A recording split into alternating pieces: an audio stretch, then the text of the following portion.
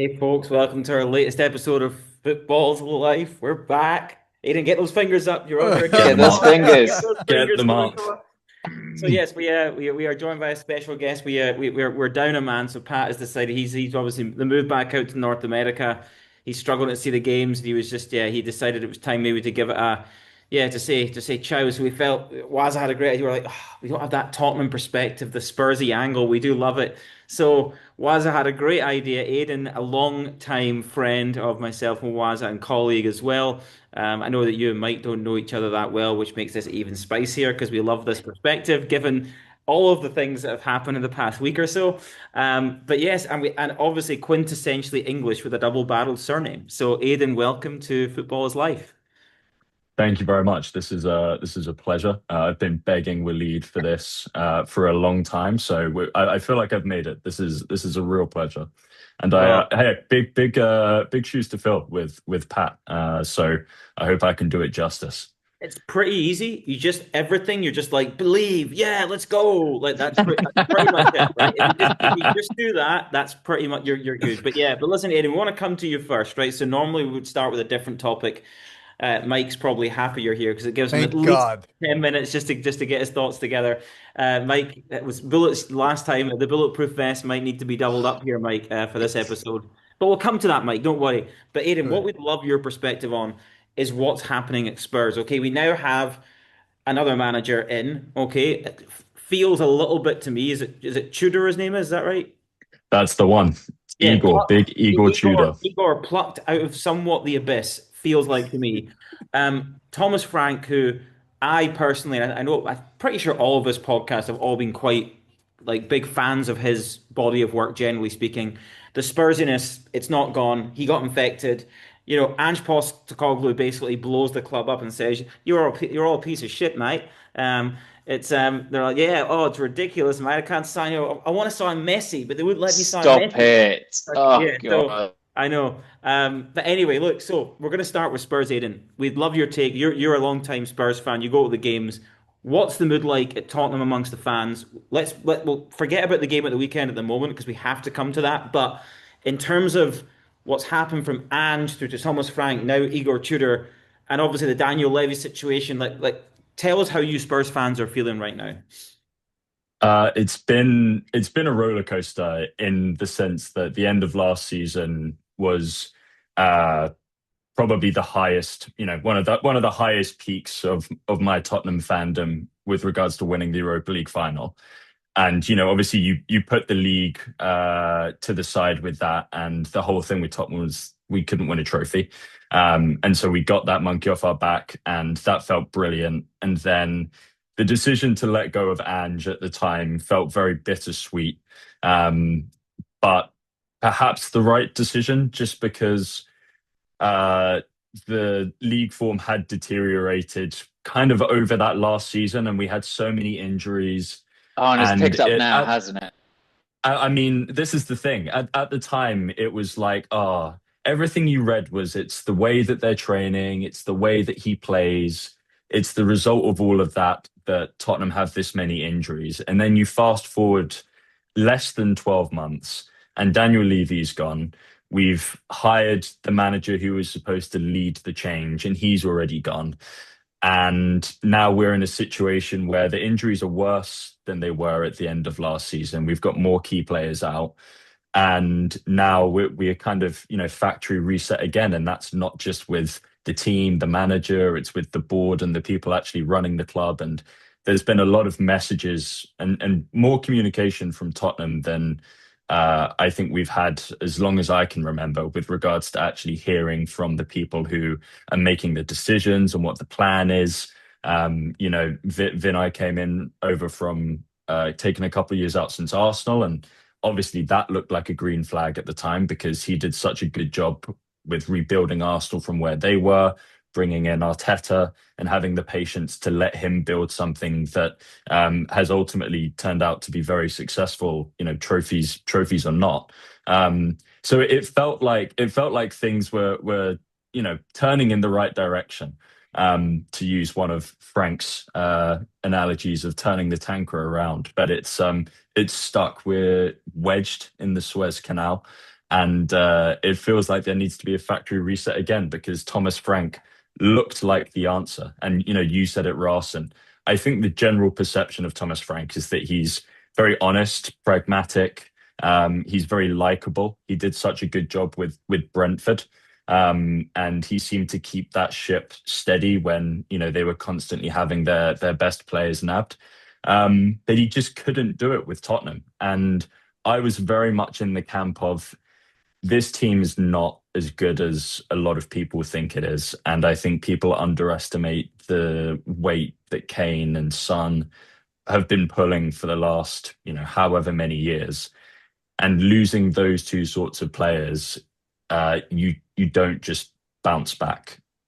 And you can't do it. It's not possible. And so, with a little bit of hindsight 2020, and perhaps you don't even need that. You should have seen it at the time. We should have built more around and spent more around a player like Kane when we had him and capitalized on that because they don't just come out on the academy conveyor belt every year. So that's a massive missed opportunity. And as much as I do like Thomas Frank, I think he I don't think he was ready for it. I really don't, and I really really wanted him to do well. And even after the West Ham game in January, where we lost 2-1. We were absolutely abysmal all game. We started the first half so poorly. West Ham deserved to be ahead. They should have been ahead by more. And then we started to play a little bit in the second half. Just couldn't create anything clear cut. And then they score at the end from a corner, and it's just even after that, I was like, this team is not as good as people think it is. But I think in the end, it was just best for both parties that he went for his reputation and for Tottenham too. Hmm. Well, Asa, you like got a question. On you go. Quite a few actually. I also don't buy into the fact that they haven't spent money. Like they definitely have spent. Like so it's more so just bad recruitment.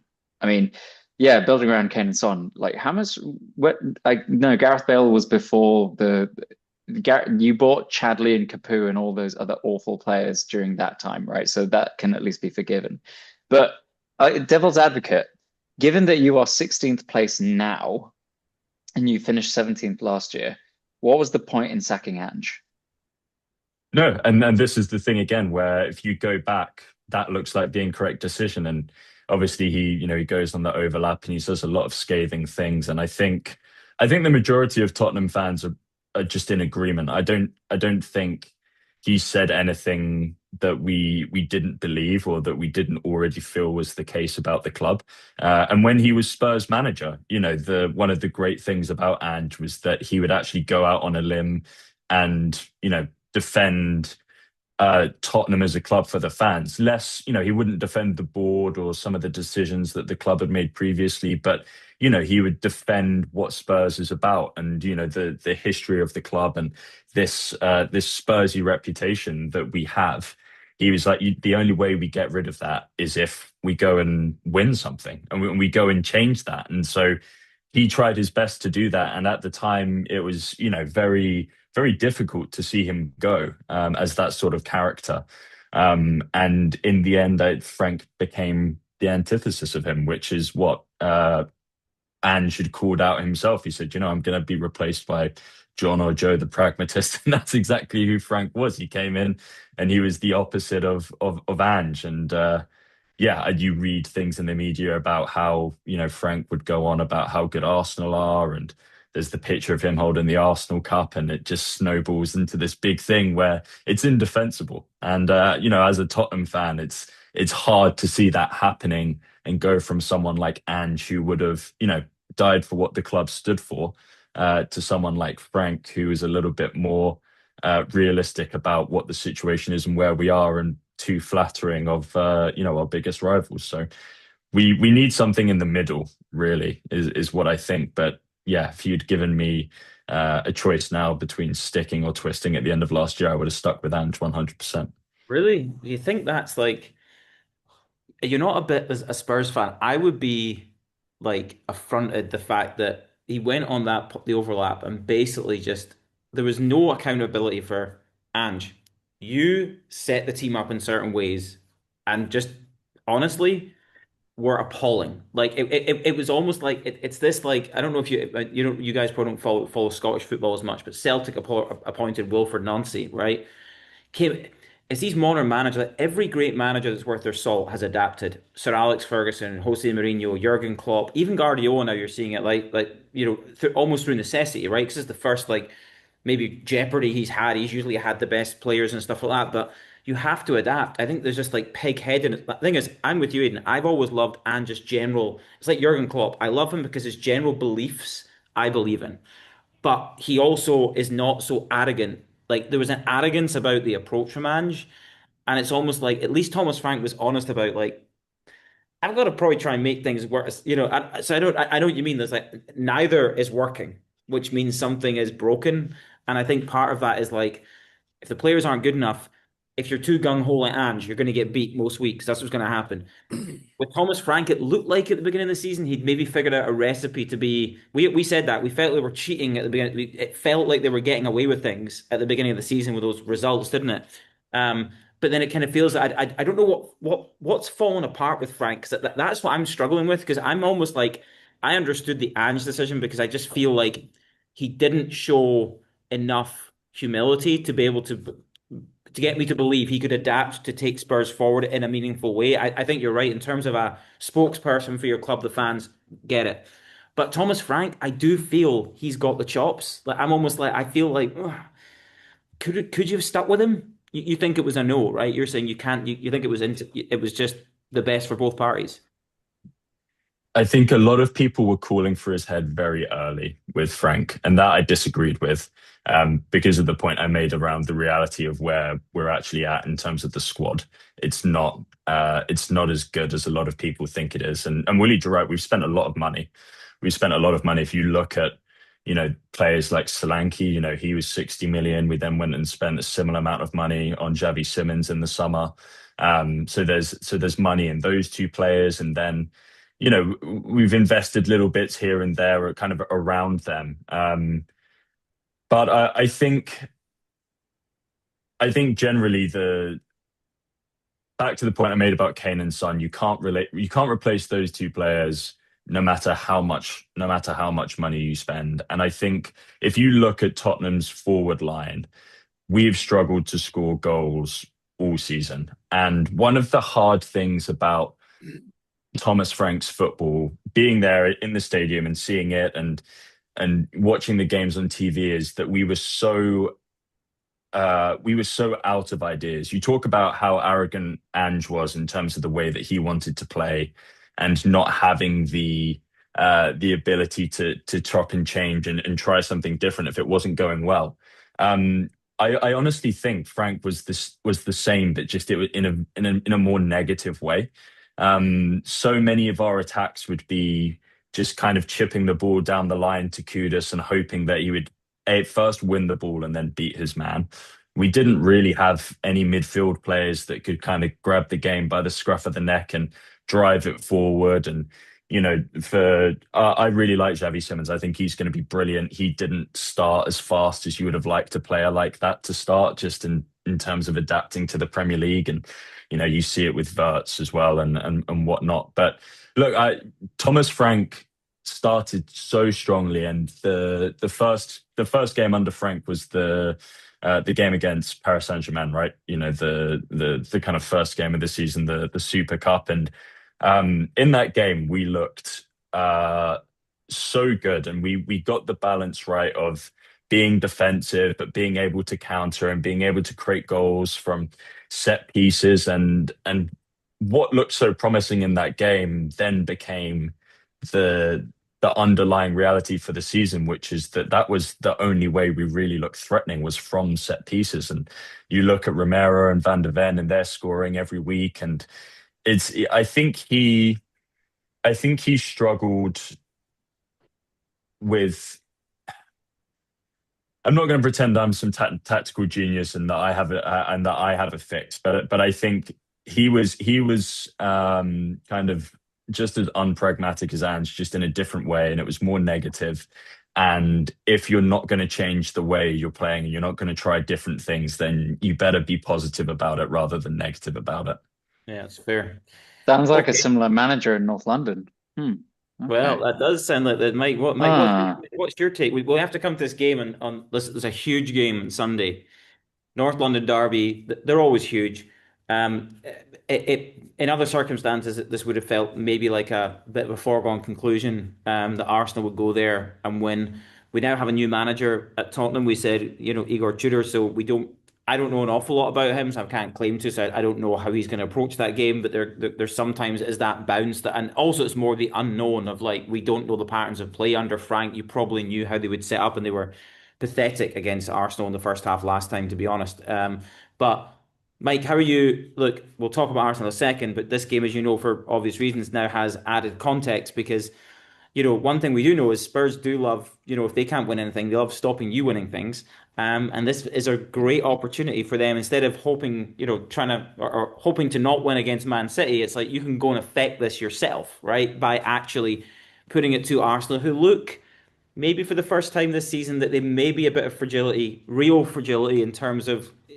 Yeah, I'll come to that. But yeah, how are you feeling about the game, Mike? And then we'll get Aiden's view from a Spurs perspective and how you guys are feeling about the potential jeopardy after the last North London derby.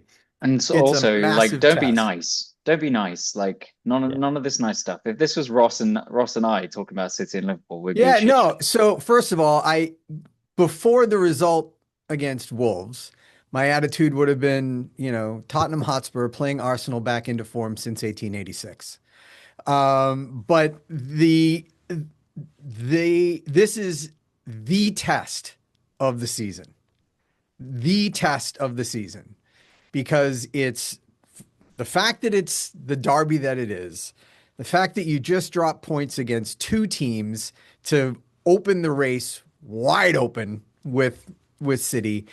This is the test. And I am really, really concerned that he is going to play to not lose. And it is the biggest mistake if he does that. He the locker room or the dressing room talk to them needs to be, you are fucking Arsenal Football Club. Go out and win. And I'm afraid he's going to say, don't lose. He's not, Mike. No, he can't this time. I actually think he's been forced. The Wolves result forces the issue now I because hope so. I hope so. But I was listening to Thierry Henry talking. They were breaking yeah, down the game, and he was very skeptical. He was saying the Wolves game was always going to be tricky, and I was like, "What are you talking about?" And sure, that's why he plays and is a world-class striker, and I watch, right? But I hope you're right. But there's been so many instances over the last couple of seasons of go out and fucking win. And they, I mean, they were so collapsed for the last 20 minutes of that match. That's why there was an own goal to tie the game because they were so collapsed. Here I am collapsing, right? Like just go out and, well, fuck. listen, So Mike, mad. here's the thing, Mike. The thing about that game, again, the performances haven't been consistently at a level for a number of weeks now, right? Yep. Um, there was you go 2-0 up. There's an element of like, yeah, look, just make sure the game's finished off and see it out. It was Yeah. when we scored it, but it was a really good strike, the 2-1. Yeah. The first goal was great. Yeah, Absolutely. good goal. Absolutely. Maybe could close them down a bit quicker. Good goal. Yeah. Um, Yeah. but then it's and the only person, again, that's why I love Declan Rice. That Declan Rice is trying to pick his teammates up off the pitch and get up and stop. Like Trossard, Fed, like they're trying to waste it. It was like seeing, like, I'm obviously a Liverpool fan, when we, we've been in the ascendancy in recent years, and Wazza, you'll notice when you get teams that come to your stadium that just, or even you go and they're beating you and they're just clinging on for dear life and they're trying to run the clock. That's not how champions elect perform. In those moments, you go, we're going to get the next goal. We're not going to leave this to what happened again, a miscommunication between Raya and Gabriel. and obviously your Calafiori tries to clear it in the you leave yourself open to those things if you don't take control. And this is like a mind. It gets back to the same thing. The weird thing is Mikel Arteta. He almost seems so relaxed and almost like he's laughing about it. He seems like he's like, which is the complete opposite now. So I don't know, Aidan, how are you viewing this game coming in now? I mean, this is a huge opportunity in terms of a season that's looking pretty barren for Spurs. This would be a huge. I mean, if you were able to get a result here and tilt the title race the other way around, and all of a sudden Arsenal are behind City. But how are you? How's Spurs fans feeling? Are you nervous or? I think the general Spurs population is feeling more positive about the game since Frank's gone, just because I think the fear and apprehension of him trying to do the same thing again would have been so great. And you just saw how toothless we were at the Emirates, and we never even tried to play football. And Eze sold his soul for that game, and good for him. Four goals, and the rest of the season on the bench. I'm really happy for him. But which means he's only going to rise and come at you again. The reigning Mike. boos, and I'm sure you'll be leading them over the weekend, are going to be epic. Yeah. I tell you what, it's going to be loud when he comes on in the 75th minute. That's for sure. But I've actually prepared. There's some great things you can say as a Tottenham fan for this weekend, just to manage expectations and just to kind of annoy the Arsenal fans around you. So leading with the league is already over. That's a really strong one. Just get that one, fire that one off straight out the gate. Sit down in the pub with your Arsenal mate and just say, well, league's over. So this doesn't really matter, really. Exhibition game time, and that's pain-free happiness hedging. That costs you nothing, and that's a really good way just to kind of set the stage for the afternoon. You can also say that we actually haven't won a league game in 2026. So that is also pretty dooming. So where's the expectation? We haven't won a league game in 2026, and you expect us to go and beat top of the table. It's not happening. And then obviously you've got the injury list and how good Arsenal's squad is in comparison. But on a serious note, I actually think the energy in the stadium on Sunday is going to be as good as it has been in a long time, because the change has been made with the manager. I actually think the support for the team generally this year has been quite good. I think if you look at the support at some of the away games, since Frank made that comment at the game after the game at home against Fulham, where Vicario copped some boos for the mistake that he made in the second goal, I think it was.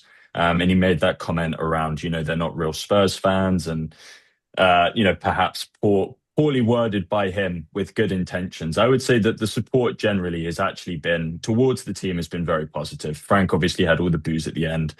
Igor Tudor has, carte blanche, really. Like, there's no preconceptions of him. I think he's come in, and even just within the first interview or two, he said the right things, that, you shouldn't go into any game looking to draw. There's no excuses. Tottenham cannot be relegated. And that's why they've brought him in, because his record is taking over mid-season and trying to steady ships. And that's what he did successfully with Juve, before he then got sacked the season after. He got them into a Champions League spot at the end of the season, had a pretty solid record to end the year. And then obviously struggled in the second season. But that's why he's not the permanent manager. That's why they've said to him, this is until the end of the season.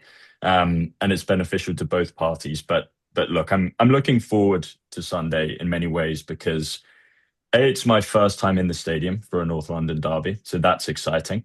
I do think it's going to be loud, and they've announced that the guest of honor for the weekend is going to be Dele Alli, and that is one of our best chants. So They're going to bring him out at halftime. That's going to be great. And hopefully we're just not 4-0 down by then, because otherwise that's going to suck. Isn't But he yeah, like only 30 years old? Like, what is happening? What world am I living in that well, Dele I Alli's mean, being rolled out like he's Elton John? Like, this Went is off we a peak can, cliff. Spurs. Yeah. This is peak we One in Spurs, can, the isn't it, long Ross? list of Jose Mourinho destructions, right? Yeah. yeah, Off, seriously, yeah. Off, seriously. Just off, off a cliff. So Aidan, on a serious note, do you think there's a chance you get like and again, I think a positive result is any points at all, right? Because Mm, again, like you say, context sitting where you are on the table, where Arsenal are now. Look, the Wolves game is what I expect and what I think most Spurs fans should fear is a response, right? Which is usually what you get for a team like absolutely, yeah. And so you think Arsenal will absolutely. be at it, but the interesting thing is going to be the Spurs response with the eager. Like, again, if Frank's still there, I'd have been like, I could see this being a little bit like I would feel more comfortable. But I think now there is a bit of, like you say, the crowd are going to be up. Players just sometimes get that. Again, it's like it's auditioning again for it's like the new manager. He's going to bring some positivity, like you said. That's what he does, right? And I actually think that when Arsenal in a fragile state, if Spurs can go at them a little bit and get the crowd engaged, like that's the key to getting something from the game because that's where Arsenal right now look. They look a bit bereft, Mike. Like I mean, the Wolves game, they look a little bit lost on the part. And I'm, as you know, I'm a big Declan Rice fan, and I think he's great. But there's a lack of they don't look galvanized anymore on that pitch, and there's a lot of like finger pointing. There's a lot of like there doesn't look like there's the same that collective togetherness. And they do have some potential injuries. We'll talk about that shortly, but be interesting to see how. Fantasy wise, we'll talk about it because it's a minefield for Arsenal picking right now, given with like who may or may not be playing. But yeah, Mike, what like Mike, are you? And was it actually? We'll come to you. Was it like? Are you now? Like you surely now have to believe you can. Because here's the thing: was it? This is now factual. It's in your hands. If you win all your games, you win the title. Same with Arsenal. But if Manchester City win every game, you will win the title. Um, I how am you feel? officially hopeful. I must Wow. announce and declare to the podcast and to all 5 listeners, I'm officially hopeful. Well, four now that Aiden's on, right? Yeah, exactly. Exactly. But you must be But buzzing. You got Newcastle on yeah, Saturday. The thing is, you go first, right? So you can get it down to two. I know it'd be nicer maybe if you could have gone ahead of them, right? But so I think that you've got to take care of business. And again, look, Newcastle. I think they did travel to Karabakh. They got a great result out there. Mm. But you kind of go probably Man City again. Haaland's got a bit of an injury concern. I'm sure he's going to be fine. But you would again Newcastle. It's not a foregone conclusion. Was it? I know you beat them in the cup comfortably. That's not I right. don't think that I completely agree. It's not going to be like a slam dunk. Yes, we're going to absolutely shit on them. It's not the case at all. But they're going to make it as uncomfortable as possible for us. Much like I think this weekend, Spurs are going to make this as turgid and horrible a game as they honestly can. And I'm so excited for it. But fundamentally, like I think that, you know, I do think like the most important players for the rest of the season are not Erling Haaland or Donnarumma or anything like that. It's going to be a combination of Bernardo Silva, Rodri, and Diaz.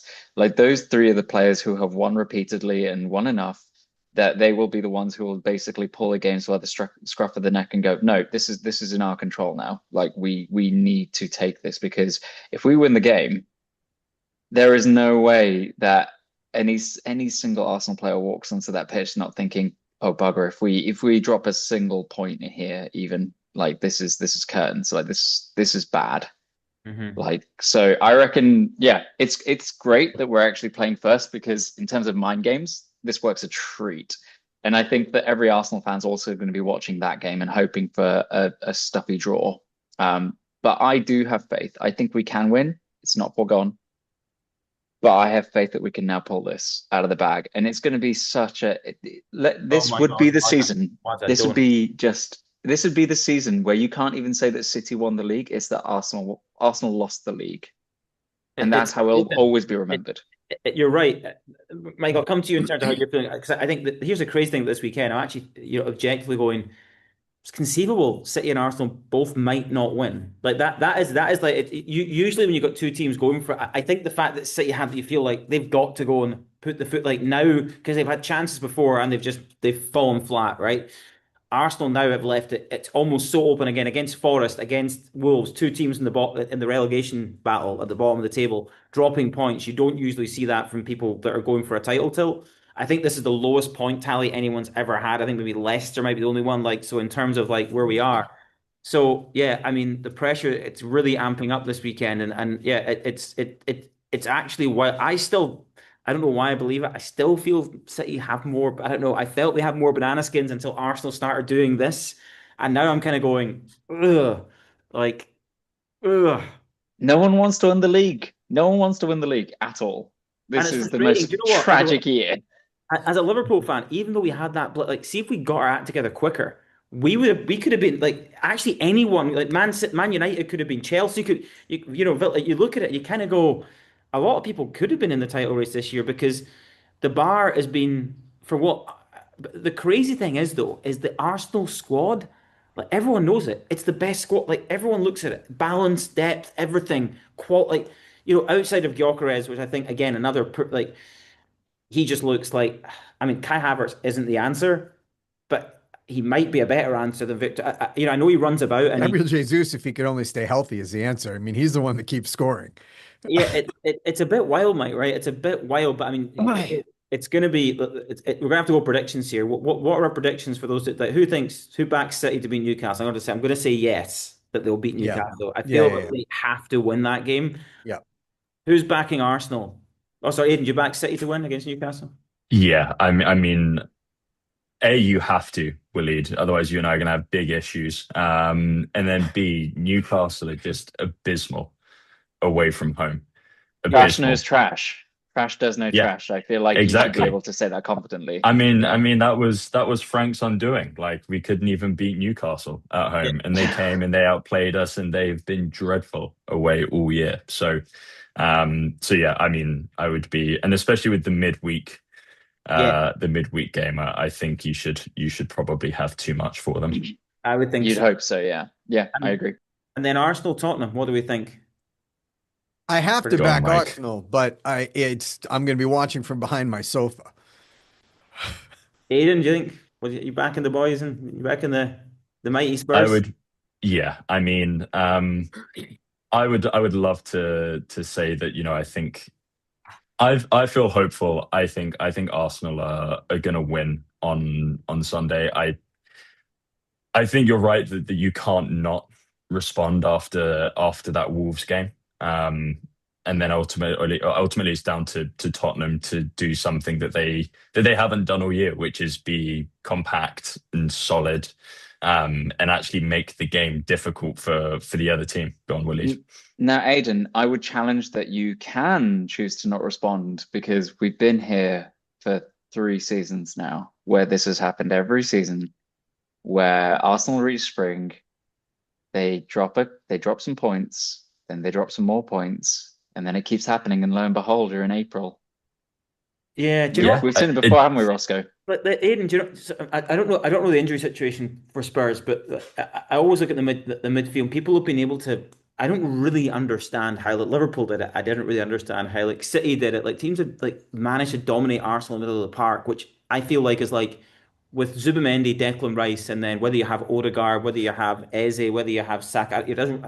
To me, that's not really that. They're all good players. But Conor Gallagher's fit, right? He's in.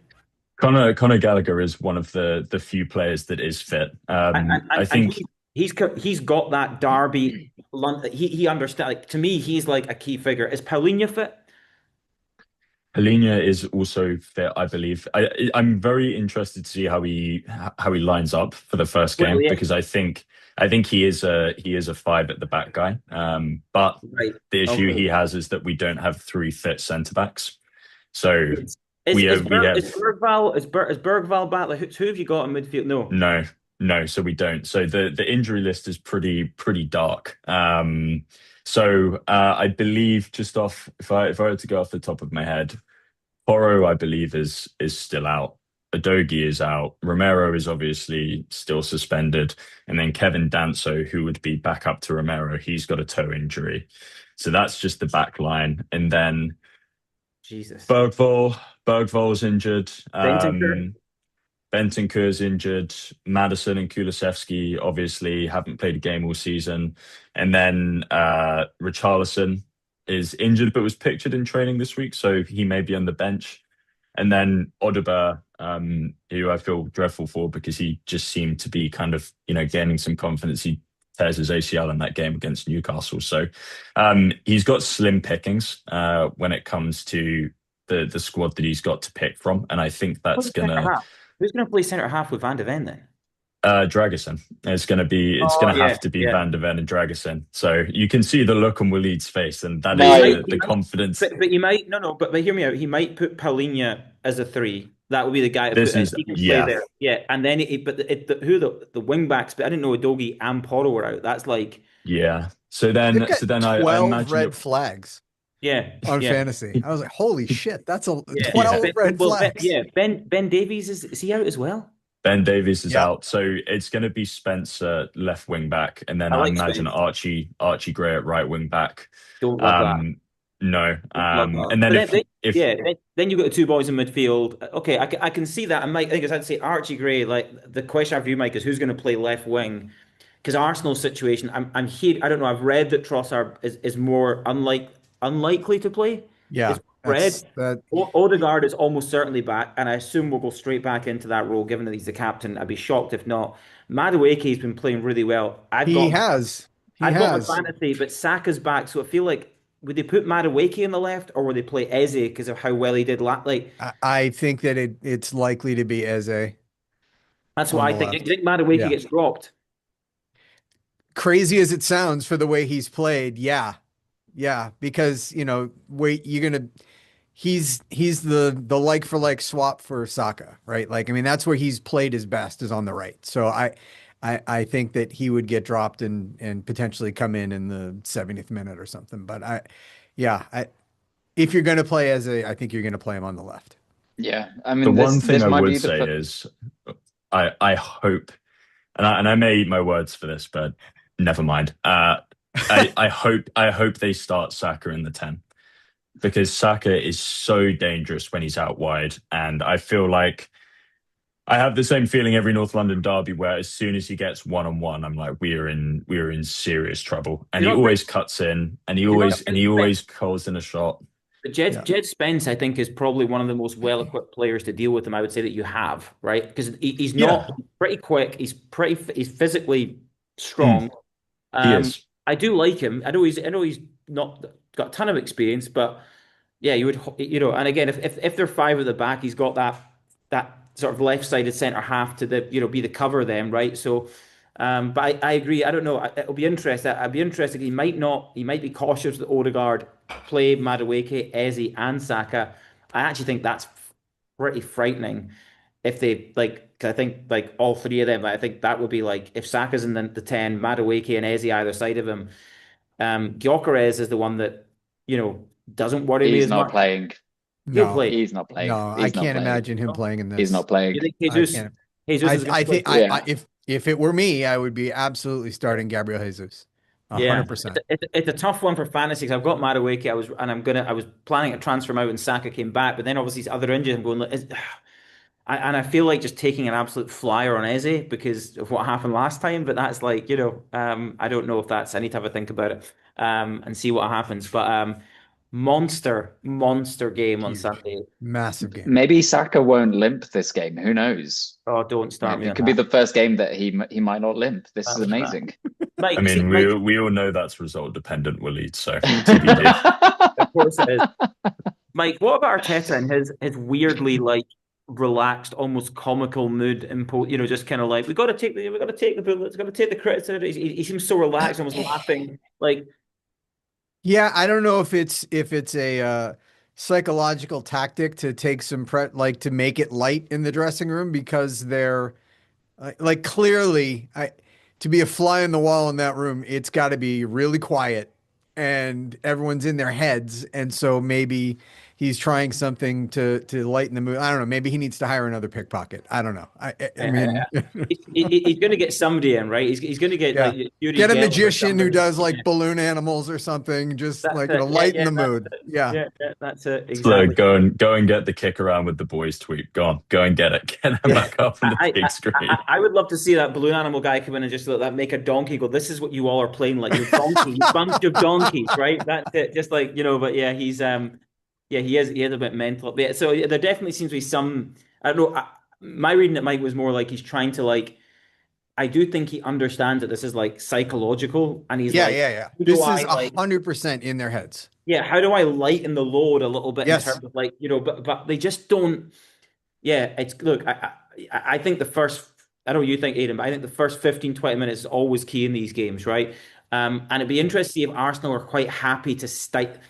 Basically, if they're worried enough about Spurs, and the reason I'm interested in that is with Igor Tudor, obviously they'll have a look at he's five at the back, but you don't really know, right? It, Yeah. it is hard to predict. So I wonder if that with Arteta, the way that his DNA is, does he go, let's play this like a game? Wait and see. Well, it's more like we might need to be. They might be a little bit more afraid than they would have been, is what I mean. Whereas Mm. typically, if there's certain games you go into, you go, we're not really afraid of these guys. We're going to play our game. But I do wonder if they will wait and see, which will try and stifle the atmosphere. But I think Spurs have got to find a way. This is where I think Conor Gallagher, you know what it's like, Aiden. Couple of challenges in like the Spurs players have got to understand this. Like Yeah. you've got to go and make this and engage the crowd and make Arsenal feel that pressure, right? If you can do that, then that's a little bit of a leveler for me. Obviously, look, it comes down to moments of quality. Arsenal, we know like it's going to be a tough day for Spurs, I think, regardless, because Arsenal have Mm. more quality. They just do. But I think that's I yeah. I reckon this is my prediction is that it's less about the score, it's more so that Arteta is going to choose the exactly wrong lineup for this game. Like I think that he's gonna portray his game plan with the lineup, and Mike is gonna be absolutely fuming. Apoplectic. Yeah, Yeah. I reckon so. It's like I think it was the Liverpool game where you were feeling like that, like where Yeah. he chose the exactly wrong lineup, Yes. and you were like, "What is happening?" I don't think Yeah. he can do And that I was think at he's this good. time. He I can't. think he could do. How can he? I mean, look, Gyökeres are the striker was like what? I don't think that's a huge. I think Gyökeres could play. Could Spurs defense, like you say, is a little bit diminished, so he could have a good game. So I think that's not controversial. I think I actually the big think the one. team picks itself. Well, it's not that. Like Is the it's majority. the Odegaard one, and to your point, that this like that to me is the big call in the game, right? He is your captain, which I don't agree with, but he is your captain, right? Now, some people you could argue and say when he's out the midfield, is he the kind of that thing that makes him tick, just the tempo piece? And I don't think he's particularly good to. I think he passes sideways a lot, Yep.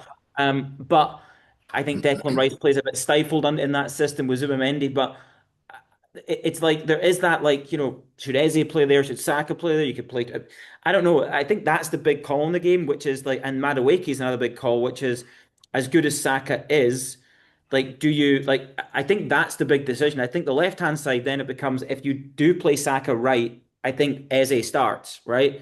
Whereas I think that's a huge call as well. Does Eze, I do think Arteta might go with Eze just because of how he played last time. But he could put Madueke in the left.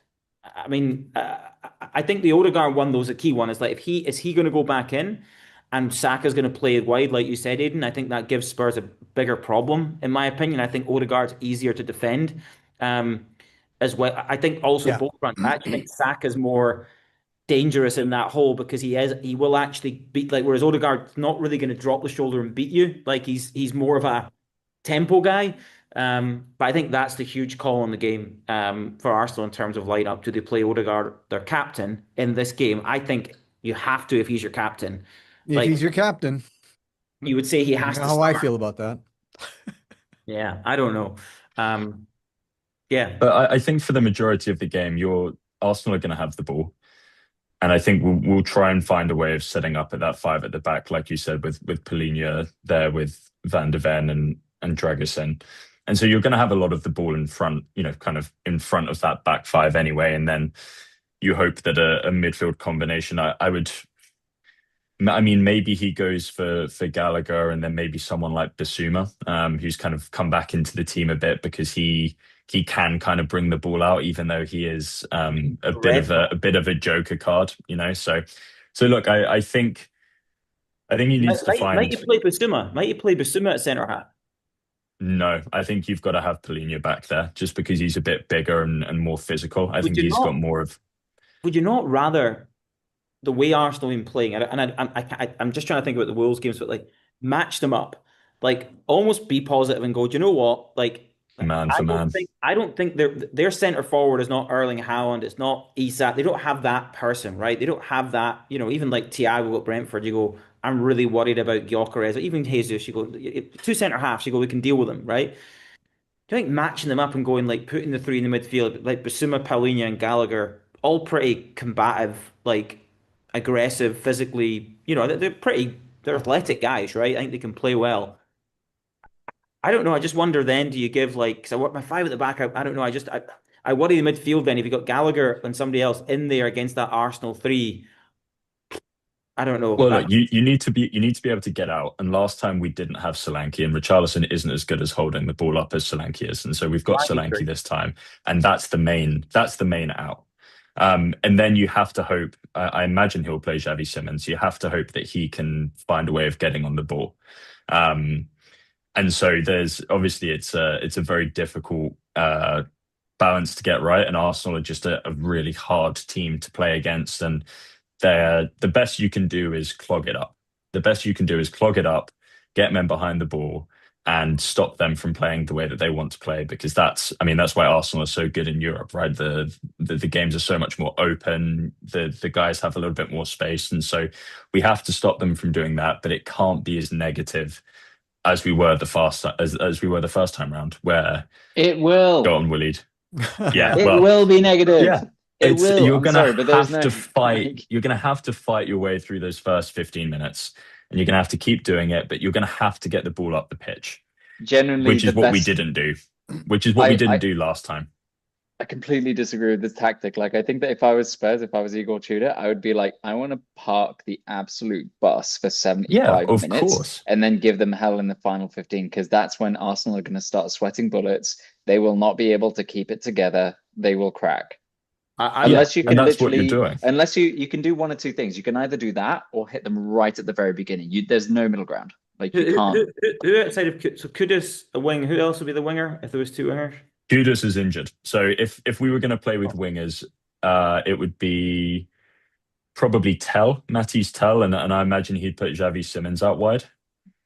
So, see, to be honest, that's awful. I would actually be a fan of trying to get Simons close to Solanke and the counter attack, having him link the play, and then maybe having maybe not having the wingers that are like, I know you could be a bit more pragmatic wide and say we don't really. You need guys with a bit of speed, maybe, but it's going to be interesting to see how they set up. Okay, look, let's finish up on fantasy. What do we think, Mike, our fantasy guru? Gabriel, my fantasy season is going the way of Arsenal right now. Yeah. But yeah, any drop them. I've given my bid. I've got Madueke. I'm actually looking. I don't want to ask you, Mike, about. I was like you. I doubled up on Arsenal defenders. Slightly regretting that. So Gabriel's still solid. Timber has been not so good in terms of returns. Obviously, they have Tottenham, then Chelsea, which you kind of go in. They could get clean sheets in both, but do you think it's better to empty out of that? I'm considering Virgil instead of Timber. For example. That's exactly where I'm at. I'm probably going to roll this week just because of the fixtures, and I do think that if anything, there's a chance for defensive returns for both of them this week. I think there's every possibility of that. I think, but Virgil's on the radar for sure. I think the Liverpool's playing well, and having some part of that defense, I think, is key. And just looking ahead to 31 with the blank, I need to make a couple of adjustments so that I can transfer my way through that without having to play a free hit. Yeah. Aidan, any fantasy tips for us from you? Any advice that I'd give would just torpedo everyone's season. So if you for context, last week Zig when everyone zags, Adam Armstrong, captain. Really strong double game week from him. But hey, there's always time. Maybe this is the turning point for both Tottenham and my fantasy season. Well, maybe it is. Well, my tip would say I'm looking at. I do like Virgil. I think Liverpool again, I've not got Wirtz and Ekitike. Wirtz seems to be the one. I've got The other Wirtz. one, I'd say Chelsea. I'd say Joe Pedro. I would say is a must pick up this week. I think he's been scoring. Really? Yeah. Like, I get it for Burnley this week, but their fixtures after that are shit. I Well, would be unloading Chelsea players. so I'm not. I think Enzo has been so consistent. I think Cole Palmer hasn't been the Cole Palmer I expected that he was going to take things away from Enzo. I'm sticking with Enzo at the moment. I think Chelsea. I think there's goals in that team, generally speaking. So I think defensively, I'm with you, Mike. Yeah. But I think Enzo seems to be so involved, like and he's definitely got license. That's what I'd like to see Declan Rice get, is that role, that license to get into the box more. And I think João Pedro has been just in him and Thiago. You've got a whole now. Brentford's fixtures ease up now. He's been good. But I do think João Pedro could be a decent pickup. I think he's playing well. So I'm gonna ride that for a little bit longer than you, Mike. So we'll see how that pans out. You were my Um, suggestion, Jared Bowen. That's who I'm going with. That's who I'm putting in the team this week. I love that. Love Jarrod Bowen. Very underrated player. I would argue better than Bukayo Saka, in my opinion. If we're just looking at goals this season, I mean, Well, I actually don't know who has more goals every this season. season. Well, no, Jarrod Bowen every season has more output than any other English winger. And honestly, it's crazy how underrated he is, in my opinion. But anyway, listen, Aidan, thanks for joining us. Mike, Yeah. great to see it, boys. Enjoy the North London derby. I will be thinking of it'll be kind of nice to, and again, I'm sure Liverpool will lay an egg at Forest. Like, our season's been so up and down. So I'm kind of over it now, but I can kind of enjoy this from the sidelines a little bit. So I'm looking forward to the game. But yeah, hopefully you'll hopefully enjoy being there, Aidan, and Mike enjoy it from behind the couch. Yeah, I will definitely be there. Excellent. Thank you, boys. Cheers. Cheers. Cheers.